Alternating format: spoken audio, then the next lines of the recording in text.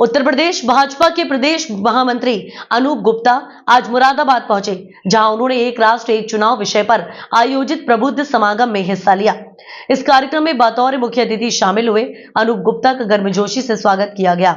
समागम में प्रदेश महामंत्री ने देश की चुनावी व्यवस्था पर विस्तार से बात की और इसके इतिहास को सामने रखते हुए बताया कि कैसे 1960 और 70 के दशक में राजनीतिक अस्थिरता के चलते अलग अलग चुनाव कराने की परंपरा शुरू हुई। उन्होंने कहा कि 1967 के चुनाव के बाद से नेताओं की खरीद फरोख्त का दौर शुरू हुआ, जिससे लोकतंत्र की नींव कमजोर हुई। अनूप गुप्ता ने कहा कि 1983 में चुनाव आयोग ने एक राष्ट्र एक चुनाव की वकालत की थी और भाजपा ने 1984 में इसे अपने घोषणा पत्र में शामिल किया था।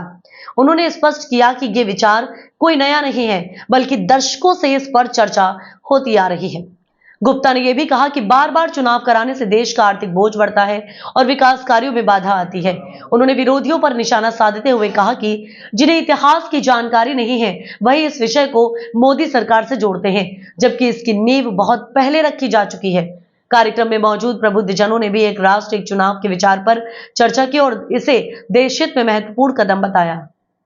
देखिए, वन नेशन वन इलेक्शन, एक राष्ट्र एक चुनाव, ये विषय अब पूरे देश भर के जनमानस में उतर चुका है और अब हर वर्ग का व्यक्ति इस विषय पर चर्चा करने लगा है। देश के अंदर जो चुनावी व्यवस्था, लोकतांत्रिक व्यवस्था लागू हुई, आप सब जानते हैं। देश की आज़ादी के बाद जब आज़ादी हमको मिल गई तो हमने 26 जनवरी 1950 को देश के गणतंत्र दिवस के अवसर पर हमने भारत के संविधान को अंगीकार किया। भारत का वह संविधान जिसको संविधान शिल्पी भारत रत्न बाबा साहब भीमराव अंबेडकर जी के मार्गदर्शन में निर्मित किया गया, वो संविधान और उसके आलोक में शुरू हुई जो देश की लोकतांत्रिक प्रक्रिया थी, वो लोकतांत्रिक प्रक्रिया 1952 में देश में आम चुनाव के रूप में सबके सामने आई, जिसमें डॉक्टर भीमराव अंबेडकर जी ने स्वयं सहभागिता की। तो बाबा साहब भीमराव अंबेडकर जी के संविधान के आलोक में, उसके मार्गदर्शन में जो लोकतांत्रिक व्यवस्था भारत ने स्वीकार की, वह एक राष्ट्र एक चुनाव की थी।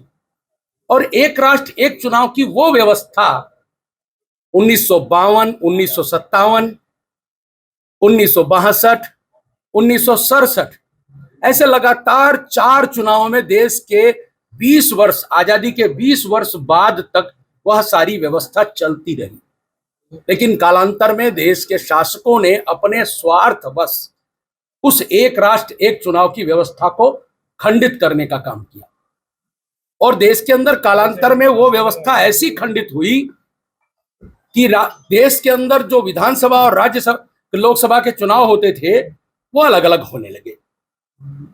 आज की जो संगोष्ठी है, प्रबुद्ध समागम है, वो इसी मुद्दे को लेकर के कि क्या इस देश के अंदर चुनाव अलग अलग होने चाहिए या सारे चुनाव एक साथ होने चाहिए। आखिरकार बार बार मतदाता को चुनाव पोलिंग सेंटर तक मतदान देने के लिए बार बार क्यों जाना पड़ता है। बार बार टीचर्स को पोलिंग सेंटर पर पोलिंग पार्टी बन करके बस्ता लाद करके क्यों जाना पड़ता है, अपना अध्यापन कार्य छोड़ करके। बार बार चुनाव आचार संहिता के कारण से विकास की गतिविधियां और परियोजनाएं क्यों रोक दी जाती हैं कि साहब आचार संहिता लग गई, अब तो कुछ नहीं हो सकता। तो क्या ये सारी चीजें देश के विकास के लिए बाधक नहीं है? तो ऐसे बहुत सारे प्रश्न आज खड़े हुए हैं और निश्चित तौर पर ये जो प्रक्रिया है, ये प्रक्रिया आज लोग कहते हैं कि मोदी जी के द्वारा चालू की हुई प्रक्रिया, ये सच नहीं है। जिनको भारत का इतिहास पता नहीं है, जिनको भारत के राजनीतिक इतिहास की जानकारी नहीं है, वो लोग ऐसी बात करते हैं कि मोदी जी के द्वारा शुरू की गई बात।